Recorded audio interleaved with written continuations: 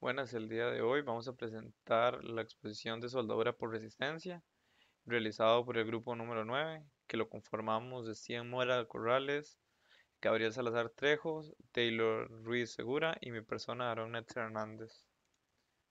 Primeramente, ¿qué es la soldadura por resistencia? La soldadura por resistencia se trata de un proceso termoeléctrico en el que se genera calor mediante el paso de corriente eléctrica en la zona de unión de las partes que se desea unir, durante un tiempo controlado, con precisión y bajo una presión controlada. Esencialmente, las dos piezas de metal que van a unirse se presionan juntas mediante los electrodos proporcionados por la máquina de soldadura y a través de una corriente eléctrica se calienta hasta derretirse en el punto de contacto, funcionándose en una sola pieza que se une y se solidifica, como se puede apreciar en la imagen. Algunas consideraciones importantes para la soldadura por resistencia son las siguientes. Resistencia de contacto, que es influenciada por la textura superficial, ya sea rugosidad, pureza, oxidación y revestimientos.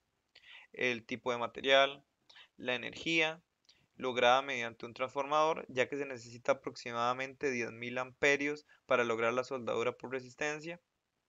Fuerza de los electrodos, necesaria para asegurar un buen contacto eléctrico entre las partes que van a ser soldadas y para mantener las partes fijas hasta que el metal derretido tenga tiempo de solidificarse.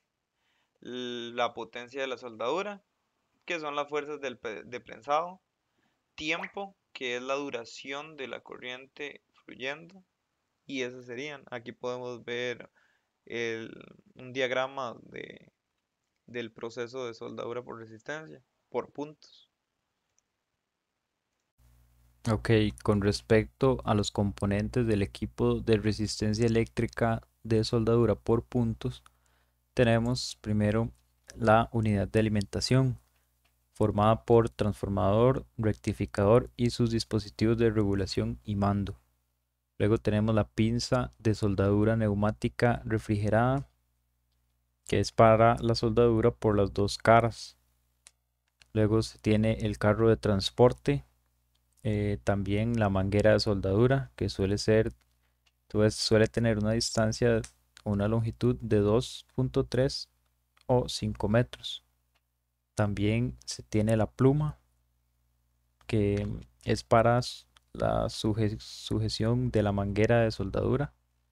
También está la pistola multifunción, que es para la soldadura por una cara de útiles de tracción, la soldadura de pernos y espárragos y el calentamiento con electrodo de grafito.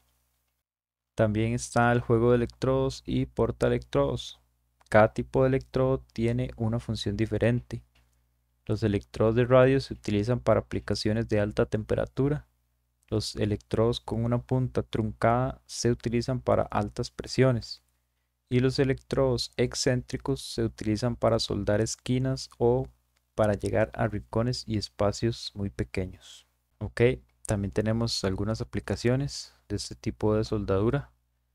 Una de las más famosas y conocidas es la de unión de la carrocería de los vehículos, como se puede ver en la imagen inferior izquierda. También se puede ver en la unión de ductos de ventilación, todo lo que sería unión de láminas metálicas y en la construcción de algunos electrodomésticos.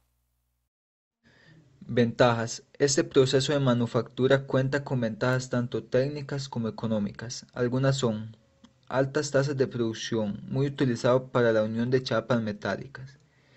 Tiempo muy corto, debido a que es un proceso muy rápido y fácil de realizar. En este método no existe pérdida de material de la forma en que ocurre en otros tipos de soldadura, lo que permite un importante ahorro de material. Para poder ejecutar este proceso no es necesario tener tanta habilidad, aunque sí se necesita una práctica para conocer y saber cómo realizar un buen punto, no muy grande ni muy pequeño. Además permite adaptarse rápidamente ante cambios de modelo.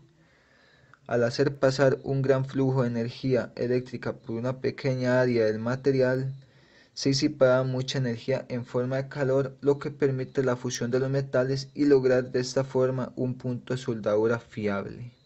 Es una operación segura tanto para los que realizan la soldadura como para el medio ambiente.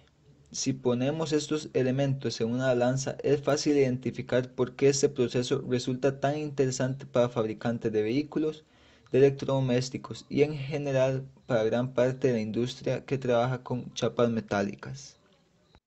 Algunas desventajas son: los electrodos deben poder alcanzar ambos lados de las piezas de metal que se unen, lo que es una gran limitante, pues si los materiales con los que se trabaja tienen un espesor considerable, estos disiparán el calor y no se conseguirá el objetivo de unir las piezas. Este proceso requiere de altas corrientes eléctricas, en el rango de 3 kA a 50 kA, o incluso 100 kA. Pero si la corriente no es lo suficientemente fuerte, no se producirá el suficiente calor para realizar la soldadura eficientemente, o si el metal no se mantiene unido con la fuerza necesaria, la soldadura por puntos será débil. El tamaño y la forma de los electrodos determinarán el tamaño y la fuerza de la soldadura. La unión se forma solo en el punto donde los electrodos están en contacto con el metal. Puede producirse deformación y una pérdida de resistencia a la fatiga alrededor del punto donde el metal ha sido soldado por puntos. La apariencia de la unión suele ser bastante fea y pueden haber grietas. El metal también puede volverse menos resistente a la corrosión. A continuación se muestra el video de explicación del proceso de soldadura por resistencia. Este es el equipo utilizado para realizar las soldaduras por resistencia. Este que se mostraba era el balancín. Estos son los electrodos de cobre. Estas son las piezas de trabajo. Las piezas de trabajo se colocan en medio de los electrodos de cobre y la corriente eléctrica fluye en medio de ellos.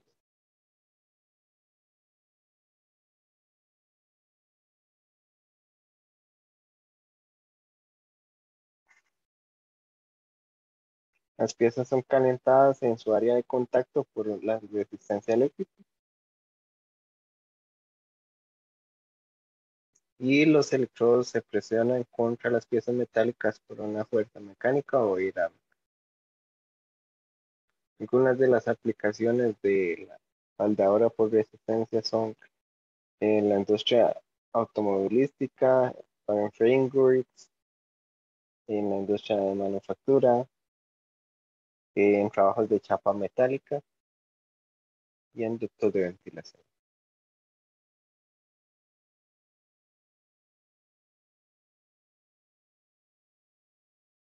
Y a continuación se muestran las referencias bibliográficas utilizadas para la realización de esta presentación.